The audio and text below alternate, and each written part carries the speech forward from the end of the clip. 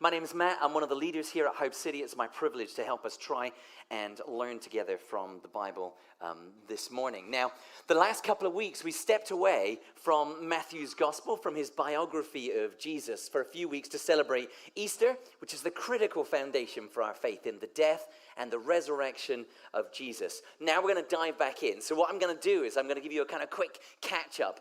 This is like a previously in Matthew's gospel section, okay? So previously in Matthew's gospel, we're looking at this famous set of teaching called the Sermon on the Mount, and we saw that this is Jesus setting out his blueprint for his kingdom of transformed hearts. The blueprint, this kind of picture of what it's meant to be like for a kingdom made up of people whose hearts have been transformed. And he begins by encouraging the hopeless, the hurting, the powerless, those who long for things to be different. He encourages them. He says, things will be made right.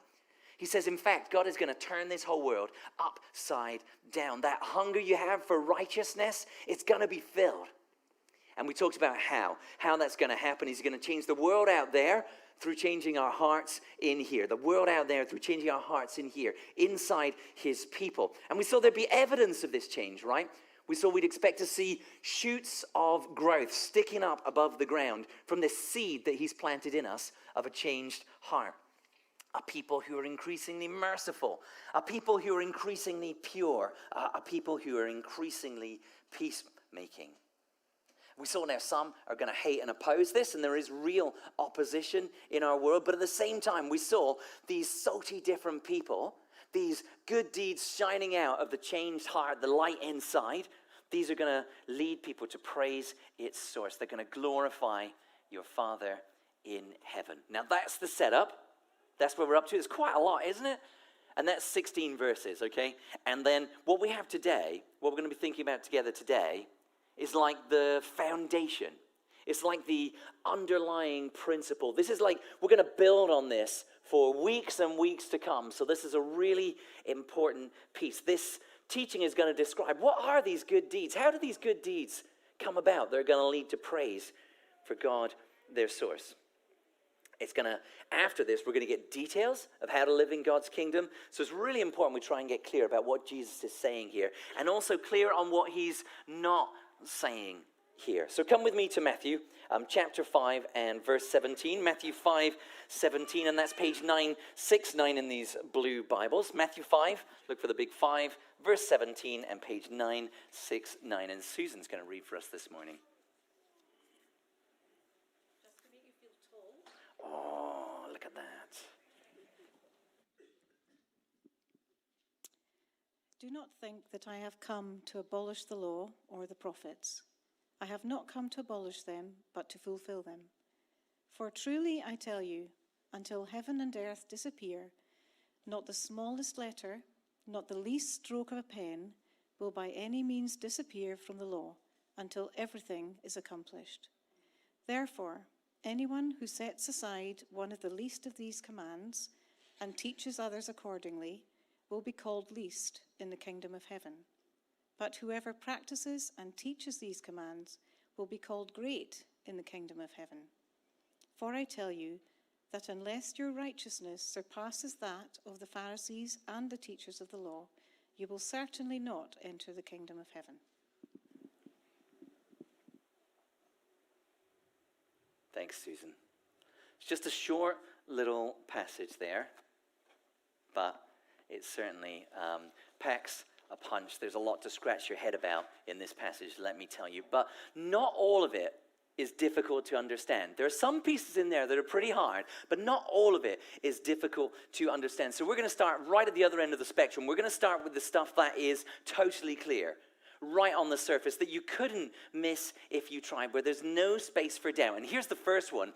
Jesus has not come to abolish the law or the prophets. Agreed that's clear? He's not come. He repeats himself, so we don't have any questions about it. He has not come to abolish the law and the prophets. And law and the prophets, that's like a summary term for all of the Jewish scriptures, the whole of our Old Testament in our modern Bibles. That's not abolished.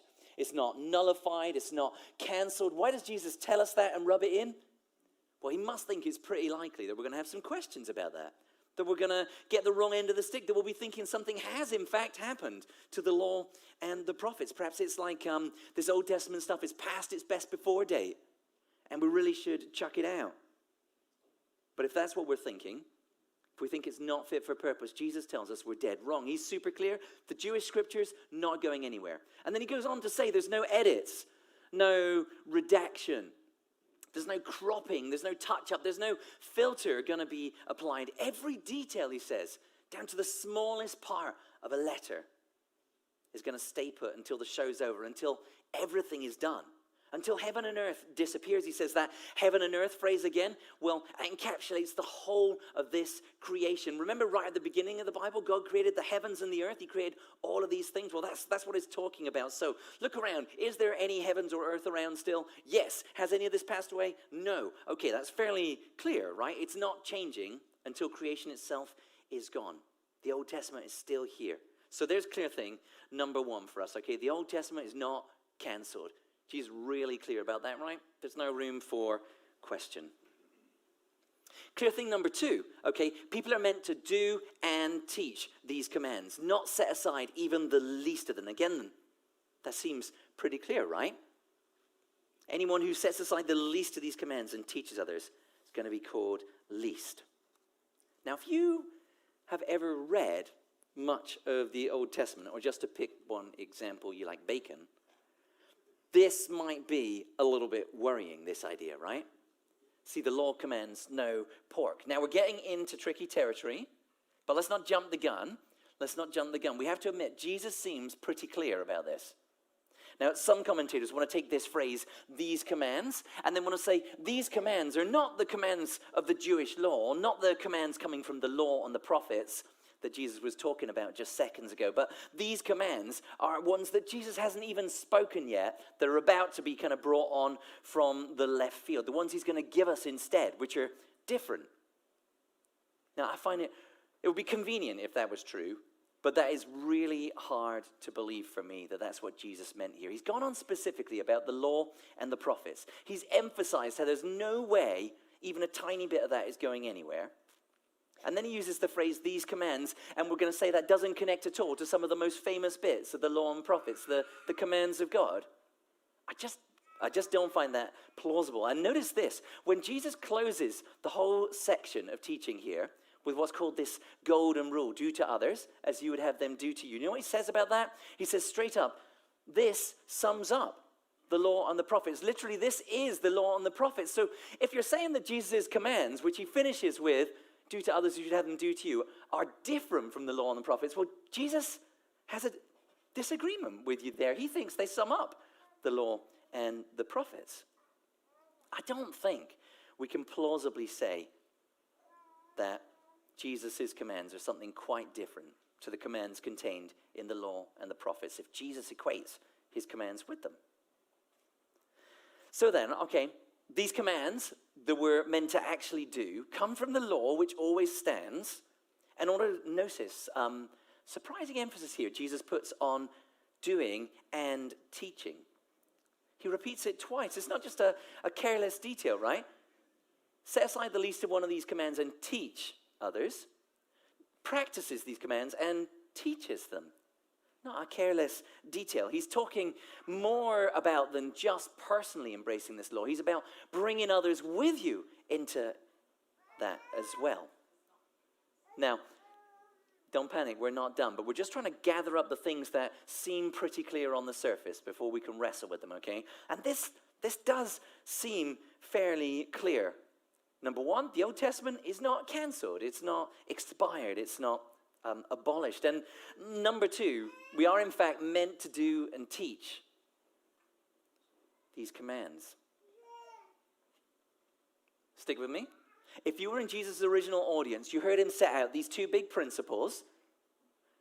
You were thinking about tiny details of the law, these little like edge cases in these corners. And then you were thinking about people who practice that, people who teach that. Do you know who would have come to your mind? Into your mind would have come these guys called the Pharisees and these guys called the teachers of the law. Who knows the detail of the law down to the letter? It is the Pharisees. Who practices them? Even the least of the commands. Later on, Jesus is going to say these Pharisees they tithe, that is, they set aside a tenth of even the herbs and spices in their food for God. The Pharisees do it, right? Down to the detail. And who teaches this stuff called the law? Well, the clue's in the name, right? The teachers of the law maybe teach the law. They do, that's right, the teachers of the law. So the Pharisees and the teachers of the law, if you're thinking about people who know the details, who do the details, who teach the details, that's who you've got in mind. You're thinking, these are Jesus' apple of his eye. These are going to be his perfect people. These people who treasure the details of the law, these scribes who teach it. If Jesus is a fan of anyone, he's going to be a fan of them. Well, then you get the boom, mic drop moment. They're not. I tell you, unless your righteousness surpasses that of the Pharisees and the teachers of the law, you will certainly not enter the kingdom of heaven.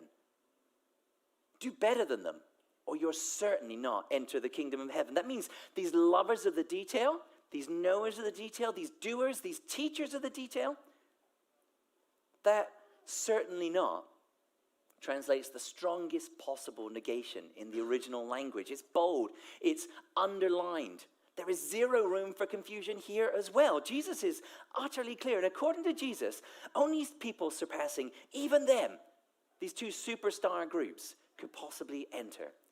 Pharisees, teachers of the law, certainly not. Mic drop, walk out. That's clear, right? Jesus is 100% clear that they are out. And we're just gathering up the clear things, and we need to wrestle with it. It just doesn't seem to add up very well to me. So I've been thinking about this and reading about this and wondering about this week. The Old Testament isn't cancelled. Those who do and teach it are honored. Yet those who are known for doing, the Pharisees, those who are known for teaching, the teachers of the law, they certainly haven't made the grade. You have to exceed them. You have to surpass them to enter Jesus' new kingdom. Is this the most depressing Bible passage ever? Right? Is this what this is meant to be? Jesus' big point is, you suck. The very best ones among you, you suck. It's hopeless. Go home. Should we all stop here and quit? It's a touch early. We're not done yet. But Jesus is crystal clear. They didn't make the grade. They're not in. The big question for us is why? Okay, so let me give you option A, okay? Option A, they did pretty good. Just not good enough. Like me in the Duolingo Sapphire League this week, my fellow language learners. 177 XP is not very much. I thought it might be enough to carry me through, but no. There are crazy folk out there. Newsa, 321 XP in a single day. And there I was, off the top spot, beaten. Is that the picture that Jesus is trying to give us here, right? He wants us to go away with the idea that Pharisees, teachers of the law, good effort, nice try, sadly it's only a D. And you need a C or above. And then Jesus turns to his disciples and says, go and do likewise, but better. Right? Is that how this is meant to be understood? That is not Jesus' point here. Let me give you option B instead, okay? Option B, these Pharisees, these teachers of the law, the ones that Jesus rules out, even though the world thought they were winners, and they themselves thought they'd won. Society around them celebrated them like they had won. But they're playing completely the wrong game. It's like they run over the line, throw the ball down, shout, touchdown! But we're playing cricket. It's just not cricket. How much righteousness do they really have to their name?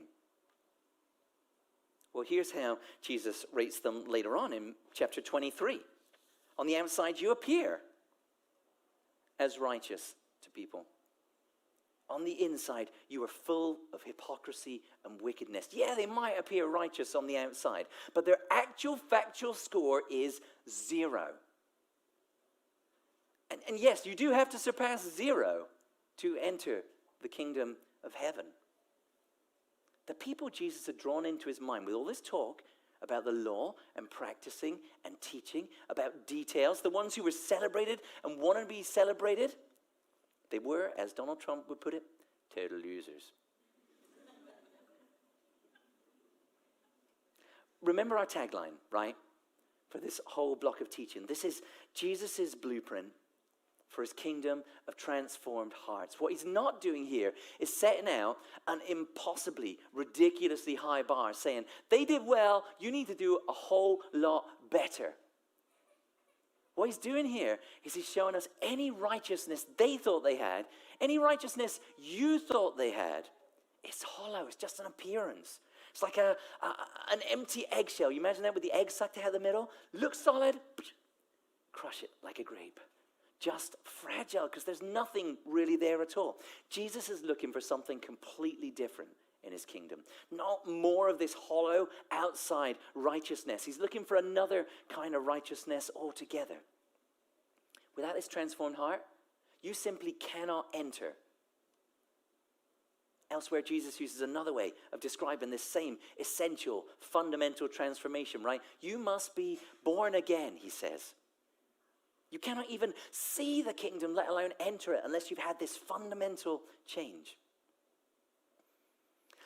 True righteousness, the righteousness of Jesus' kingdom, we've been talking about this for weeks now, is the evidence sprouting up out of the transformed heart that he planted in us, the gift that he gave to us. It's the inside-out righteousness that's going to surpass all of that outside-in fake righteousness.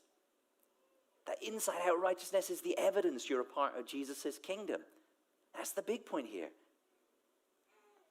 That's our main thing. Surpassing righteousness is an inside-out righteousness. That's the only kind of righteousness that really counts. That's the only real righteousness at all.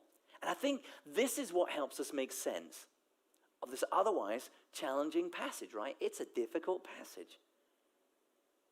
Surpassing righteousness must be an inside-out righteousness. Now, we could stop there, but we've got a few more minutes, so I thought, hey, let's not stop there. So with that insight in hand, let's see then if we can make any headway at understanding some of these really confusing looking things earlier in this passage. Can we unlock any of the mysteries? Can we answer some of the questions it throws up? Because it sure does throw up some doozies of questions. Today's Q&R is going to be a winner, I can tell you. Except I'll just tell you, I don't know. So it'll be very short from that point of view. But let's start with an easy question that we can answer, okay? If Jesus hasn't come to abolish the law, he hasn't come to nullify or cancel this Old Testament, what exactly is he doing with it? What is his relationship to the whole teaching of the Old Testament? Everything up to here. Now notice in Matthew 5:17, he's not just come to keep it, right? He's not come to abolish the law of prophets. So what's he going to do instead? He's going to keep it. No. He's going to do it. No. He's not going to replace it with a V2. He's coming to fulfill it. Do not think I've come to abolish the law and prophets. Not to abolish, but to fulfill them. Now, notice he says to fulfill them, plural. Now, fulfilling prophecy, that's pretty easy, right? You understand what that is? Something's prophesied is going to happen. Ta-da, it happens, fulfillment. That makes sense. How does the law get fulfilled? What does it mean to fulfill that? Some people think it means to fill it up, like the law gives you a kind of outline, and then you fulfill it by giving the details. But then you would have him fulfilling them, the prophecies in one way, and the law in another way, in one sentence, in one word. A little bit confusing, I'm not sure. I think this is more about, just like the prophets point to something that is to come, something that is not yet, the law has this future goal, something that is to come, something that is not yet. There's an objective, a goal it's pushing towards. There's somewhere the law is trying to go. And Jesus has shown us the Pharisees and the teachers' outside-in approach to getting where the law is going doesn't work at all. Where his inside-out approach, that is how this law can be fulfilled. That's what the law was pointing to, the need for a transformed heart. So maybe you can fulfill the law by delivering the transformed heart it called for. Does that kind of make sense? And this is exactly the thing we find the Old Testament prophets speaking about. Famous verse from Jeremiah 31.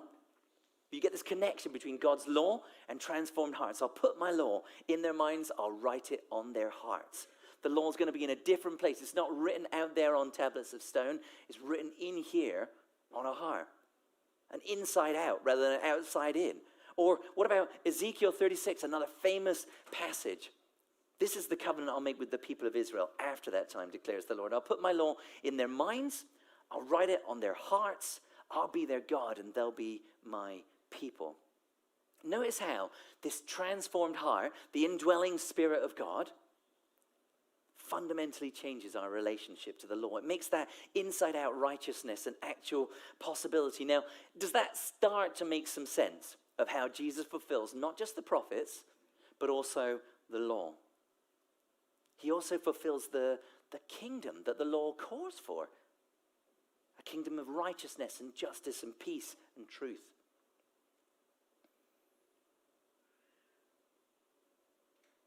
I forgot the rest of the Ezekiel quote. Should have turned over the page. I'll give you a new heart. Sounds like what we're talking about, doesn't it? A transformed heart. I'll put a new spirit in you. This is how the transformation comes about. I'll remove the heart of stone, give you a heart of flesh, and put my spirit in you and move you to follow my decrees. Keep you and be careful to keep my laws. Surpassing righteousness is an inside-out righteousness. This is how Jesus is going to fulfill not just the prophets, but also the law. Okay, so one question, like not the hardest one, I started with the medium question. Let's take the harder question. If the Jewish law is unchanging, even in the smallest details, while the world endures, if there's dishonor for those who set aside the least of its commands and honor for those who practice and teach it, should we just all be going ultra-Jewish right now? From the heart, perhaps, inside out, perhaps, but still ultra-Jewish. Do we need to quit bacon and get down with Moses? Is this where we're going? Perhaps the best thing to do again here is to start with what's clear. Not everything is on the surface. Not everything is easy. But let's start with what is clear. Is there any rule at all, any law for Christians at all? Is there any way Christians are meant to behave? Or are we just free to do what we want any old time? Well, every kingdom has a king. It's part of the nature of a kingdom. The king has authority in his kingdom. You say you're a part of your kingdom, then he is your king. Our King Jesus is not shy or secretive about the fact that he's taught his followers ways to behave, things to do, things he actually expects them to do and to teach. Jesus' parting words, often called the Great Commission, make this totally clear. Right? Disciples are meant to teach new disciples to obey everything I've commanded you. Are there any commands in Jesus' kingdom? Yes. Are you meant to obey them? Yes, absolutely. That is very clear. There is a law, a rule for Christians, the commands of Christ.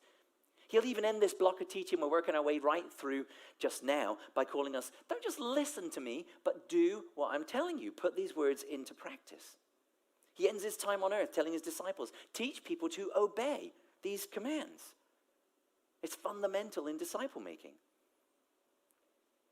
Okay, so that's clear. There is a law for Christians. Second thing that's clear, Jesus' commands don't look the same as what we would understand from the Old Testament. They don't look the same as most of the Jews of his day would have understood you had to do in order to keep the law. Three of the most prominent features of the Old Testament law: food restrictions, Sabbath rest, circumcision. In the Gospels, we see Jesus' understanding of the first two is radically different from the contemporary Jewish understanding. He says it's not what goes into the mouth that makes you unclean, but what comes out. Matthew 15:11. He says it is good and right to heal on the Sabbath, not only to rest. Matthew 12:12. So Jesus is challenging the contemporary interpretation of two of those central commands, and the earliest church is completely clear. Circumcision is no longer required. Acts 15, if you want the story. Galatians chapter 5, if you want to read and think about the logic and the theology behind that. Jesus sees huge continuity between his commands and the Old Testament. Remember we talked about earlier, he concludes this block of teaching saying, do to others what you'd have them do to you. This sums up the law and the prophets. He doesn't see it as something different. He sees it in continuity. But at the same time, it can't mean Jesus is intending us to keep that law like the Jews of his day did. Or like Jews today would. Or to be quite honest, in the way that you and I probably would if we just opened the Old Testament and read it and tried to do what it said. Assuming they stood forever, these commands, they were unchanged in detail like Jesus has told us, we probably wouldn't come to these conclusions. I think it comes back to the idea of fulfilling the law, reaching its goal. Now, the goal of God's law was right living here on earth, right relationship with one another, right relationship with God. That goal still stands in every detail. And the question is, how is the goal of right relationships horizontally and right relationship vertically actually achieved? How can that come about? How is that fulfilled? And that's not by having the right set of rules to follow. The world's far too broken for that. Our own hearts are far too broken for that.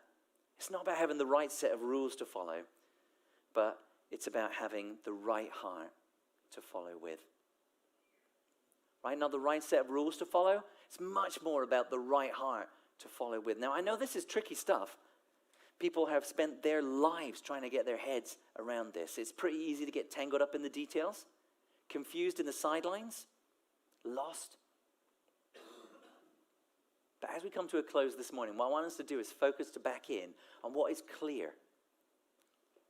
To fix in our minds these things and to try and take them with us out into the world. The rightness that we need and that we long for, the rightness horizontally with other people and vertically with our God, that surpassing righteousness of the kingdom of heaven can only come from a new heart. It only comes from this God-transformed heart. The new heart's the only way into the kingdom. It's only this inside-out righteousness that leads into the life of the kingdom. And that new heart can only be yours through faith in Jesus, the one who fulfills the law and the prophets, the hinge, the kind of transforming point, the crux of this whole story. I know there's some confusing stuff here, but I want us to fix on what's clear. If I can invite John to come on up. What I'm going to do is I'm going to ask John to begin to play. I'm going to give us a moment just to reflect. There's a lot of content and ideas and thoughts. Then I'm going to pray, and then we'll sing together in response. But just a moment to reflect first. There's a lot of stuff here, right? Is your head full? A lot of stuff here.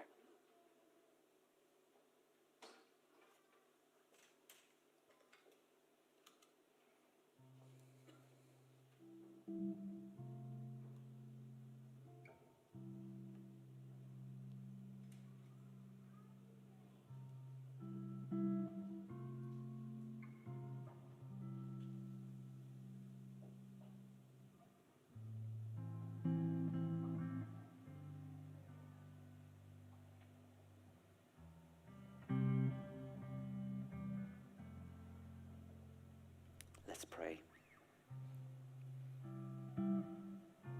Lord, I pray for those who this morning know they need a transformed heart. Those who know they don't have what it takes to be right with the people around them, to be right with you. God, thank you that this gift is freely available to us by your grace through Jesus. As people reach out to you right now, Lord, please hear and answer and bring new hearts, new life, born again.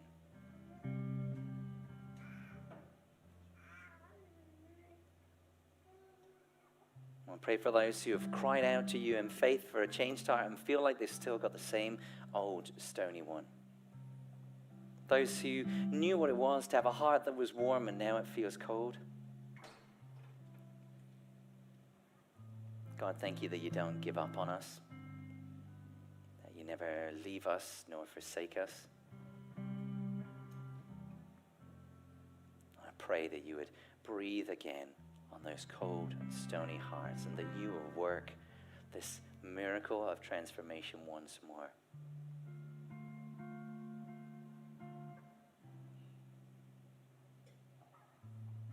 I pray for those right now, Lord, who want to do your will, who want to go your way and just don't know what it is. We talked about how hard it is for us to understand rightly your law, your ways, and yet you have commands and patterns for us as our King. Please, Lord, lead and guide us.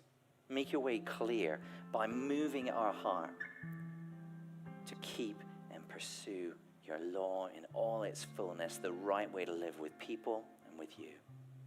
Please make your way clear and move us into it, God.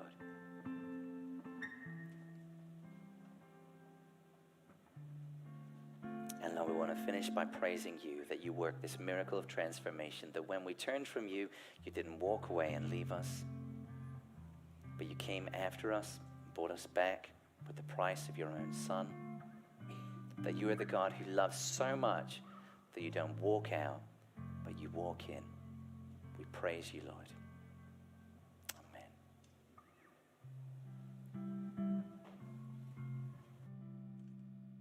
You can stay seated.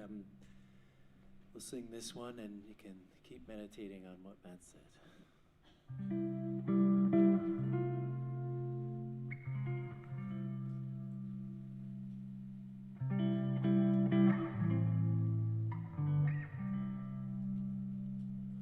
Breathe on me, breath of God. Fill me with life anew, that I may love the way you love and do what you would do.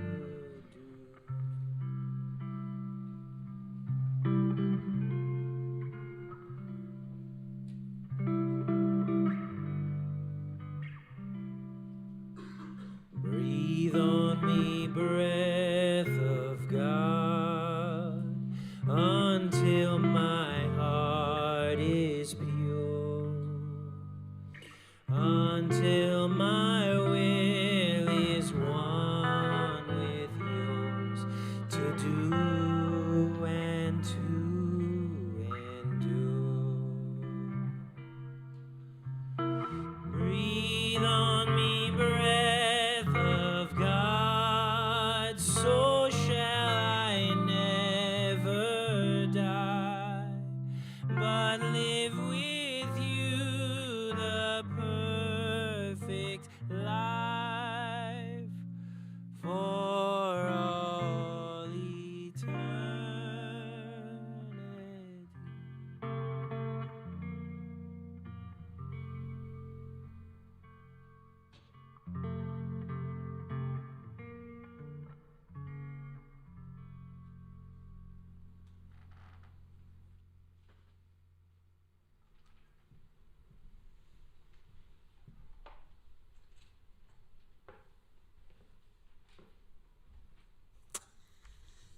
How powerful. Breathe on me, breath of God. If you'd still like to ask questions or vote for the questions to be answered, you can still go to QR on our app or go to the Q&R at hopecityedinburgh.org/Q&R. And we're going to tackle a couple, well, Matt is not me, the top questions in a few minutes. We love to interact with one another at Hope City. Why don't you now just turn to somebody nearby that you've not spoken with yet this morning and take a minute to share your reflections on this morning's talk and discuss one of the questions on the screen if you prefer.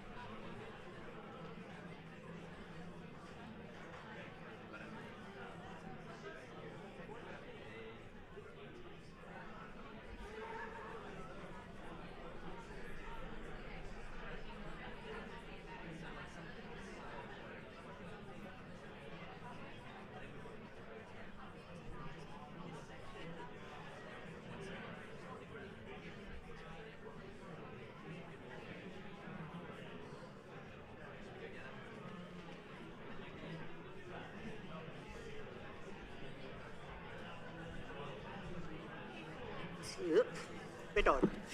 Okay, folks. Now, I don't know whether you've looked at the screen, whether you've seen the questions, but I am starving. I need a bacon sarnie. So, however, I'm very grateful for the first point. I am very aware of those who prayed, and I want to encourage you to pray simple prayers, and they have such an effect on people. Praying for me over this few days, you have no idea what it's meant. So I want to encourage you to pray and say thank you. So we'll go to our first question. Wait up, you seem to have skipped that top one there. Great job as host this morning, Helen. Thank you.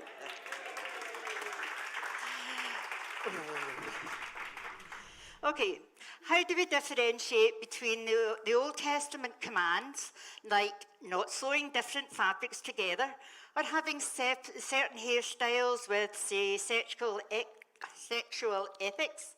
Is it arbitrary?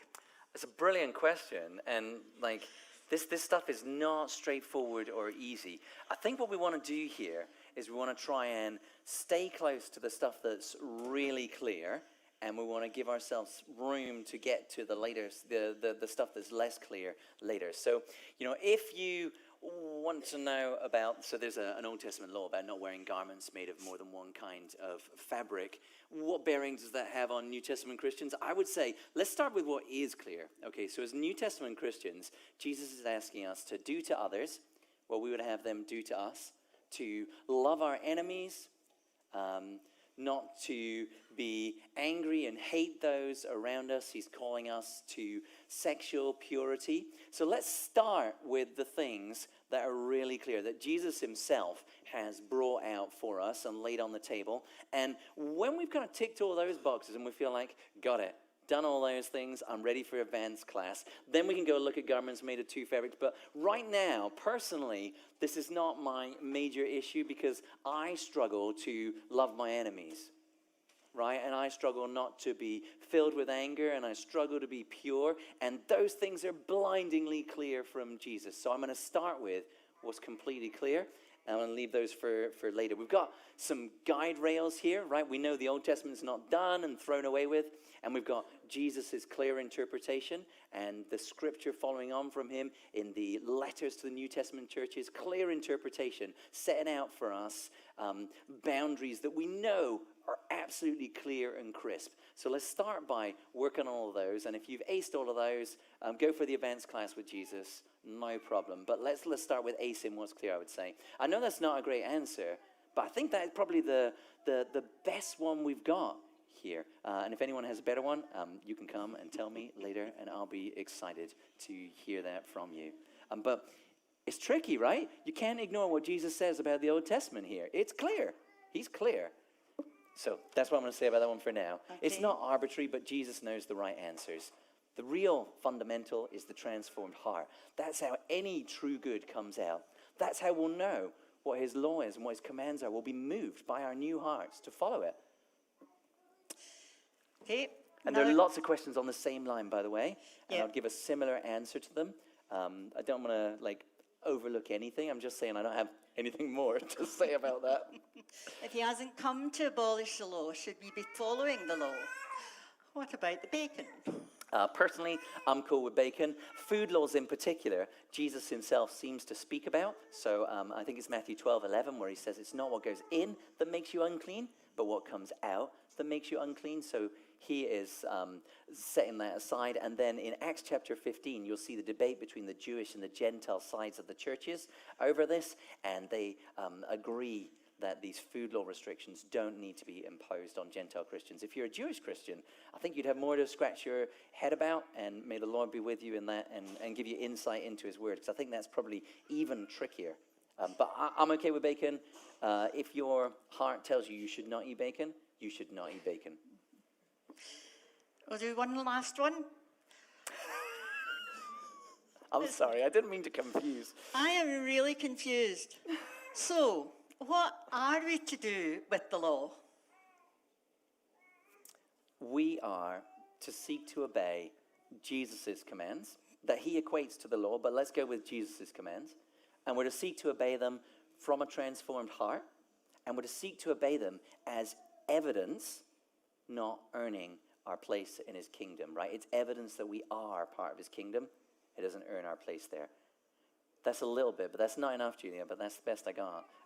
It's a brilliant question, and please do keep thinking and talking about these things. Like, if you want practical things to get on with, it's going to be great, because the next bunch of weeks, Jesus is going to lay out for us really clear, crisp, sharp things that we need to be working on in terms of obedience.